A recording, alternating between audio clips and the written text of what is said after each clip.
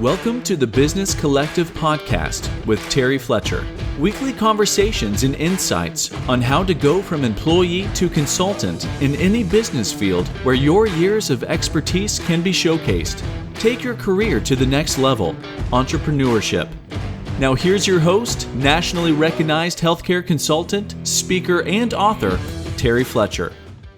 Hello, everyone, and welcome to the Business Collective Podcast. My name is Terry Fletcher. I hope everyone had a good weekend and you're ready on this Mindset Monday to get back to the grindstone when it comes to being an entrepreneur. I wanted to bring a topic today to you that has been pretty much kind of popular when it comes to people asking me, I'm really trying to look for that business potential, and I have a hobby, and I was wondering if you could tell me what you think. And so I've been really looking at a lot of outlines, a lot of business plans, and just talking to people about some of the insights they have and some things that they want to be able to tell if they can turn their hobby or what they really like into their business.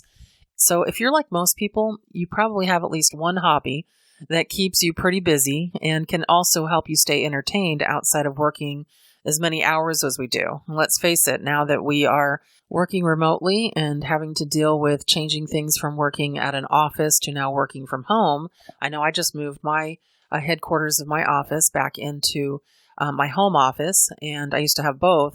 But since my daughter recently moved out and I've got an extra bedroom, I might as well do that. I've saved a ton of money and expenses doing that. And so why not if you don't have foot traffic coming in? But when you think about looking at your hobby and you think about how can you turn this into an entrepreneurial effort, you might practice woodworking, you might do abstract art painting, maybe your thing is yoga, or you chart the patterns of the stars in the night sky. One of my hobbies happens to be writing and podcasting on football. And so with that entrepreneurial mindset, it's tempting to think that there's some way to try to make money from this hobby in addition to bringing you personal enjoyment. But does your hobby really have business potential?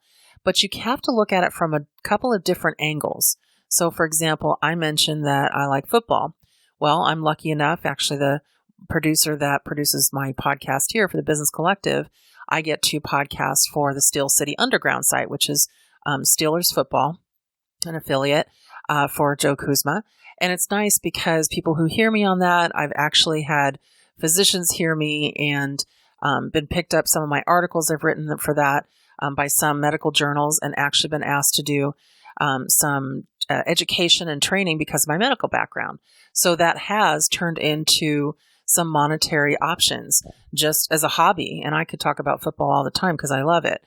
But it's just not my normal, everyday thing. But what's cool is the fact that it is something I enjoy. It's something that gives me personal enjoyment that has turned into kind of, you've heard me say the side hustle. It's been something on the side that I'm thinking, wow, that has really opened up some eyes, orthopedic surgeons. It's even given us a couple of sponsorships when it comes to the medical aspect. But here's some of the things to keep in mind if you're trying to monetize this hobby. So for a business to be successful, it has to have a way to make money. Even if you're pursuing this mostly because of your passion and just something you really like to do, you still need a stream of income to offset your costs and keep it running if you're looking to it as a business. So accordingly, you'll need some way to, and we call it monetize, your hobby. And I just wanted to give you a couple of ways that you could, maybe have some options to see if this would work for you. So the first thing is production. One of the most straightforward options for hobbies that involve physical production is selling physical goods that you create. So you can sell your art, you can sell your crafts and your structures for a price that exceeds what your costs are. That's the big thing.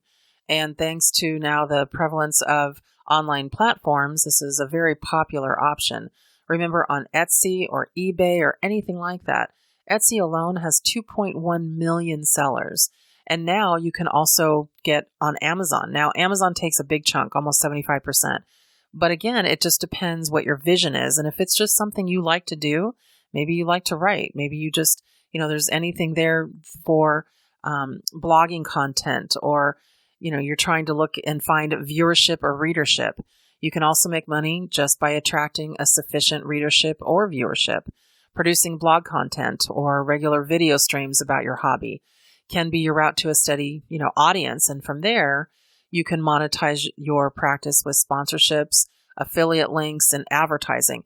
That's the big thing about blogs. And I know a lot of you are thinking, oh, that's my, the YouTube person and all of that. And I'm not saying that you can automatically have the success that, YouTubers that are rappers or YouTubers that are in the music industry or something like that right away. But I have seen that there's many that are out there selling services, being what they call brand ambassadors, where they're really tagging shoe companies and certain clothing companies, and then they're wearing them and they've got to look to them. And so they look and see then, oh, people want to follow them to see what they're wearing. And it just builds from that point. And so then you get the sponsorships. Then you get people that want to link or copy or share your site. And then you possibly and potentially can get advertising out of it. So it's kind of a building block if that's what you're, into, if that's how you build content, or if that's your hobby. Maybe your hobby is fashion and you want to get out there and just really stream and maybe then move it over to YouTube on a video on what you want to do. So I have seen people, take that kind of platform and actually make some money off it. So again, it's something that you have to love that what you do, though, to really put it into that kind of work, because there is some work going to happen that you're going to need to do, because at some point it does transition from hobby to a business if that's where you're headed for it. I remember a podcast that I was doing probably a year and a half, 2 years ago called the Bun Life Podcast. And we had a pretty good following to start. And I did it with a friend of mine who we actually are no longer friends at this point. So we kind of stopped it. But she was not really keeping up with it. It was just me doing it. And I already had 4 or 5 other podcasts. So it was really tough to do it as a partnership, because if you don't have somebody pulling their weight, it's really tough. But I noticed as soon as we mentioned something that we liked on the podcast, because it was kind of a comical thing to do. And when we would mention something like Ivory Ella, which was, a place that was more of a charity that gave to the saving of elephants, but then they also had products.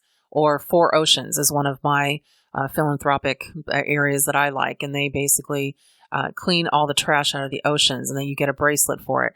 And when we started mentioning these things on that podcast, they started contacting us, because then word of mouth spread, and asked if they could be on our website. They were now sponsoring our podcast, and we were getting all kinds of interest when it came to that. So that's kind of how it grows. You give some positive remarks about something, you show one of their products, and you kind of continue from that point.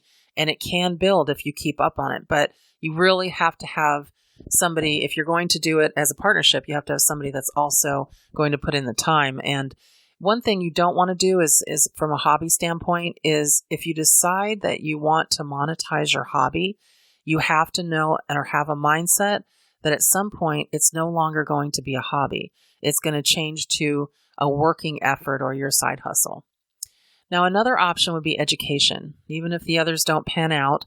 And there may be a path to monetization by educating people on how maybe you engage your hobby. So you can charge for lessons, private coaching sessions. I know I mentioned that on one of the Business Collective podcasts before, group seminars, and now they're webinars because everything's so digital.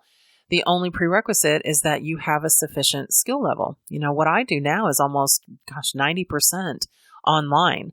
I used to do so many live seminars and conferences, and now I do live conferences when they are available, but the pandemic has changed that to Zoom calls and things, and I'm already on schedule for next year.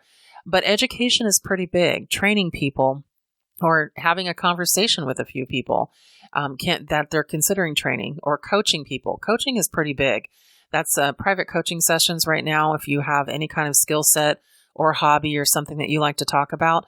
So here's a perfect example. And actually, if my producer is listening to this, he'll find this funny. So when I'm dealing with podcasts, so I have several, and they're work related. And then also I get to podcast for football for Joe. But as soon as I mentioned to Joe, a society I belong to, a work society, would like to create a podcast. So he helps me facilitate it. He's my producer. And then I do the content, and I let him know what we need to do that. And together we create this. Well, then people come to me because I'm the initial contact and say, I've already had 4 Terry, I want to do a podcast. Terry, I want to do this. Can you help me? And so not only is it something that maybe I'm going to become involved in from a monetary standpoint, because if I'm going to do that, I'm going to charge for, to be a host or to be part of that because that's my time and I don't have a lot of time extra. But then also moving over some work towards my producer to give him more work and more independence, more entrepreneurial options there. So it's interesting how you can not only build your entrepreneurship by your hobby, because I love putting together podcasts that actually happen, but also when you collaborate with people and people then are brought on in the project, especially people you can rely on, and that's the big thing, then you also help them with some monetization for their work as well and what they do. So just a few ideas out there and there might be some more creative ways to monetize your hobby, but the bottom line is that you'll need to find some reliable way to generate revenue. And this is possible for nearly all hobbies, but is more promising for some hobbies other than others. And once you learn that a revenue stream is possible, you'll need to consider whether it can be substantial enough to justify the business expense that you'll have to put into to begin with, or the business existence. And really map it out before you get started, because if you decide to do it and then you drop it, somebody else could pick up your idea, but also it can leave a bad taste in people's mouth. A couple things I've heard people going, oh yeah, I did a podcast or I did this business, and they dropped it after just trying for 2 to 3 months. So really think about it before you start. Really try to decide if that's what you want to do, or if you just want to keep it a hobby, you just want to keep it as something you're doing for fun, then keep it that way. If that's something you don't want to turn into work, then keep it that way. But I really just wanted to talk to you about the options you have if you wanted to turn in your hobby of whatever it is that you're doing into something that can be monetized, something that can generate funds, that can, again, be a side hustle for you. And some of you may not realize that you have the expertise to do that. Think about something that you're doing, that you're always wanting to get back to after work, before work, that you're always thinking about. It could be music. It could be, again, facilitating a podcast. It could be writing blogs. It could be pushing a certain item that you really like and being a brand ambassador.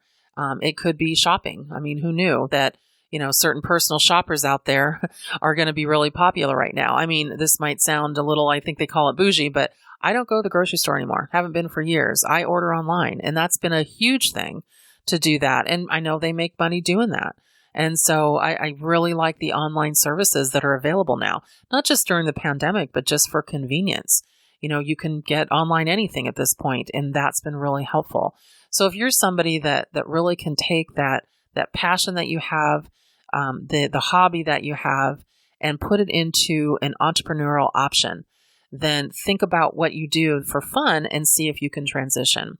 And again, if there's anything that you can think of trying to figure out how to get it launched or how to get it started, direct message me, find me on the web. You can find me on Instagram at TerryNCA, or you can find me on Twitter, TerryNSoCalIf. So I do have a Twitter for my business collective, but I've kind of turned that into kind of my political platform, and probably not something you want to follow unless you're part of my political affiliation. So I'll just keep it. You can go to my sports one. I'm always on that as well. So hopefully this conversation and some of the guidelines or tips that I've given you can help you turn that hobby into hopefully a monetized side hustle, or something that can really bring you into that entrepreneurial mindset to see where you want to go from that point. All right, everyone, have a great week and a great day, and thank you for listening to the Business Collective podcast.